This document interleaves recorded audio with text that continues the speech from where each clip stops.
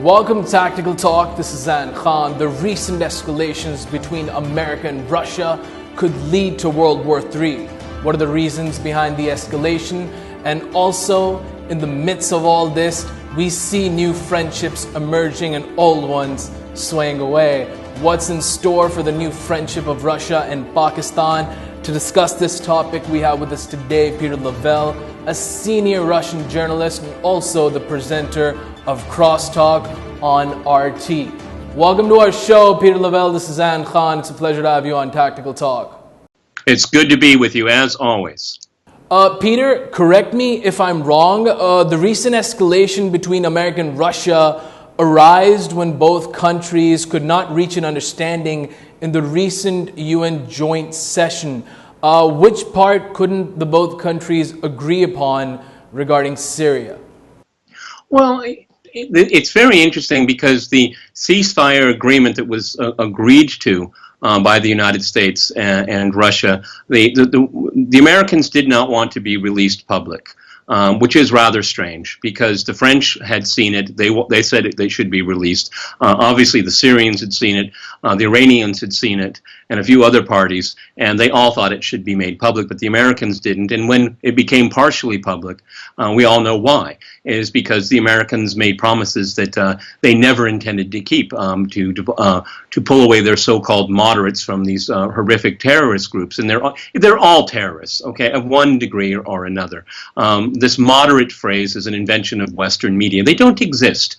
And so they could not get their proxies on the ground to separate. They continued to commit violations of the ceasefire, retooling, regrouping, rearming, moving location, and then Ashton Carter of the Pentagon. He told his commander-in-chief, I mean, in a way that he should have been fired. It was insurrection on the part of the state of the Pentagon, and of course they killing up to 82 Syrian soldiers that were fighting ISIS. And so, obviously, the Russians see that the Americans have no good faith whatsoever. And even any person of just common sense, if you look at how the events unfolded here, I mean, the Americans just couldn't keep their word, and then they had to turn around and blame it on the Russians.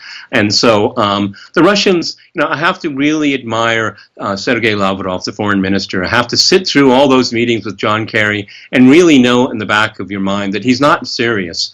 And we know now that he was one of the hawks, that he even said to a group of diplomats at the United Nations building that, he had all along wanted regime change. I'm paraphrasing right now. He wanted to use force. I mean, again, America's top diplomat is speaking this way. I mean, you can forgive the hysterics of Samantha Power. I guess that's what she's supposed to be, is a hysterical woman in public. I mean, she embarrasses herself and the U.S. But to answer your question succinctly, it was the Americans that didn't want to keep their word because they knew they couldn't keep their word. They can't control these proxies on the ground. And the Russians have leverage, but not complete control over the Assad government. The Assad government knows that it's to their advantage to working with the Russians. And I'm sure that President Assad, he told the Russians, look, you see, this is the kind of people we're dealing with. They're not serious. Peter, what is Russia's narrative? What is their basic line of argument regarding Syria? Well, fundamentally, and again, this is something that Western audiences have forgotten, or mostly because they haven't been told, is that Russia saw what happened with Iraq, what's still happening in Afghanistan, Libya. And these are all gross violations of countries' sovereignty. And then when you grossly violate the sovereignties of these countries with the use of force, you break these states. They become failed states. Then you have refugee flows. They're not going to North America, my friend. No, they're going to other places much closer to the Middle East, and that's Europe.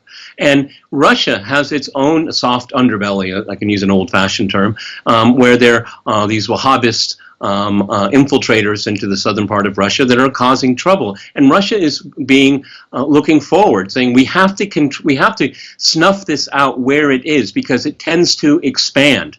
And Russia's narrative is that the Americans very cynically are using these terrorist groups. We saw the Mujahideen in Afghanistan in the late 70s, early 80s, and they're just being replicated all over the place right now. The Americans foolishly and naively, cynically believe they can control these groups. When have they ever been under control? When the Americans say, "Oh, we won, we got our flag over this foreign capital," and then they walk away, and then these black flags are still there.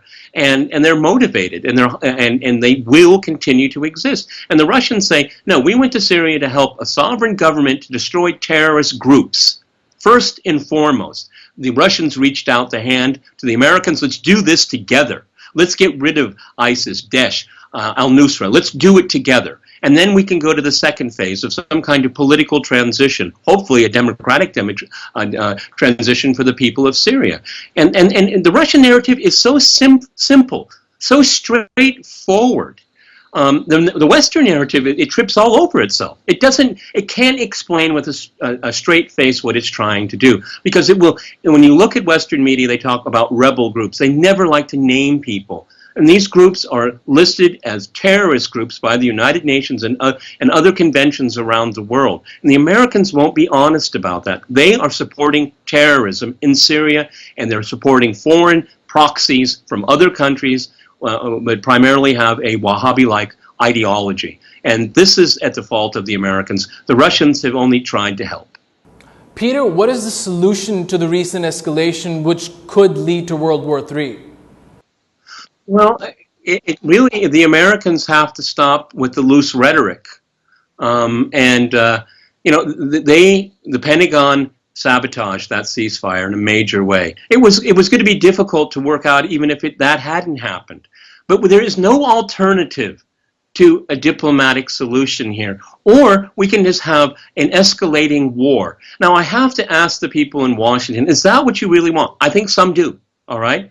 They think this is a time that they can bloody Russia, they can embarrass Russia on the international stage, they can embarrass Putin, because the Russians are there under certain circumstances. I tell my friends, sometimes they're upset when I tell them, I said, Russia is going to do the best it can, but it's not going to fight a third world war with the United States. Over Syria. It's not that close of a national interest to Russia. It's a principled interest right now. And they don't want refugee flows going up north and towards Russia. But, we could see a situation where we see an escalation. The Russians will respond, and it will be in a way that the Americans will be outraged. And then the Americans are going to have to decide, at what price do they want to win this? What price do they want to pay for a failed state? Because there's a lot of very high-tech material the Russians have in Syria, and Russia is very close by. It may even use Iranian airfields. The Americans could lose ships. They're going to lose people. It could be a really catastrophic mess. And then we go into that Dr. Strangelove scenario of escalation. I hope nobody wants to go there, though we could go just below that radar. That would still be a tragedy. In the midst of all this, Russia and Pakistan held joint military exercises for the very first time. Do you see this as a sign of a better relationship between Russia and Pakistan? Of course, and why not? Pakistan has to look for reliable partners, and if it can diversify its diplomatic portfolio, good for Pakistan. Any rational country is going to do that out of national interest. Russia is doing exactly the same way. They're saying to the Pakistanis, "You want to work with us? Okay, then we can work with you. Let's see what we can find of mutual benefit." That's how great countries work. In the 21st century, the West says that we shouldn't be thinking about spheres of influence and these kinds of things. Of course we should, because the West sees the whole world as its sphere of influence. That's why they don't like this terminology. So if Russia and Pakistan can improve its relationship, good. And that's good for both countries, and it's good for security in the region. And of course, it's a signal to the Indians. Peter, last question. Pakistan also in the recent past has signed a historic gas pipeline deal with Russia, and recently has been interested in Russia's air defense system and also Sukhoi 35 fighter jets. When these deals are completed, can we envision a bright future in the relationship of Pakistan and Russia? Well, I certainly hope so, but let's not forget a lot of this is being pointed at Washington, and the Pakistanis are saying, we can parlay. We got friends in the world. We even have friends that you don't like, Russia. Okay, so this is also a gambit that they're reminding the Americans that they should treat Pakistan with a lot more respect and treat it as a partner and not a pawn on the chessboard. So the Pakistanis are acting very wisely and pragmatically, I would say, because the Pakistanis have to think about what's going on in the South China Sea and India's recent embrace of the U.S. and getting closer and closer militarily. So, Pakistan lives in a complicated neighborhood and it has to deal appropriately. Thank you so much, Peter Lavelle, for being on Tactical Talk. It's always a pleasure having you. It's always a pleasure. You have great questions and I enjoy answering.